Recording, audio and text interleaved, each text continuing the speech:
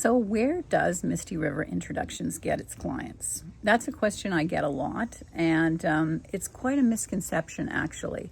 A lot of people recently have seen the movie The Materialists, or they watch The Millionaire Matchmaker or The Indian Matchmaker, and they get an idea that we're soliciting people on the street to join the service, and it's just not the case.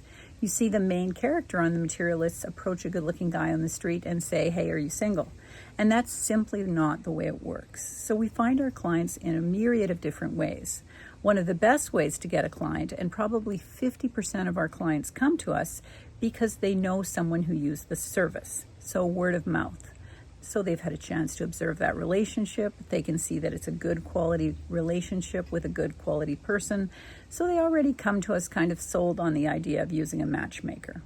Probably the other 50% is business that we actually solicit. So we go on CTV or on Rogers, some form of Bell Media. Maybe it's Crave TV, maybe it's CHCH or CP24.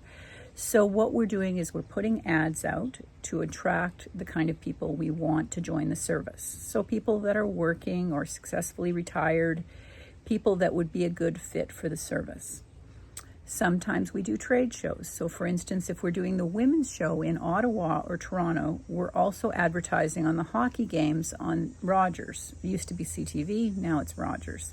But we're also on other sports channels like TSN through Bell Media, or various things, news programs that men watch in order to attract the same amount of men as women.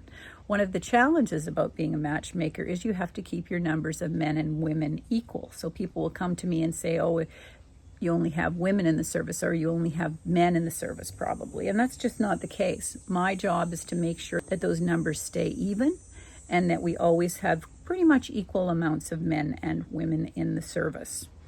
So we use TV and radio. We also use Facebook and Instagram, TikTok and YouTube. So we're putting out videos on dating tips and dating tricks or good dating practices, so it helps people. We're also advertising in some print mediums. So for instance, Zoomer magazine, it's a great magazine for people over 50. And then we advertise as well in Bounder magazine, which is a men's magazine. We're also spending time targeting different age groups. So I want people that are in their 20s and 30s for the young people, people that are in 40s and 50s that are still raising families, and then people that are starting to think about retirement or who have already retired. So I'm also evening out those numbers as well.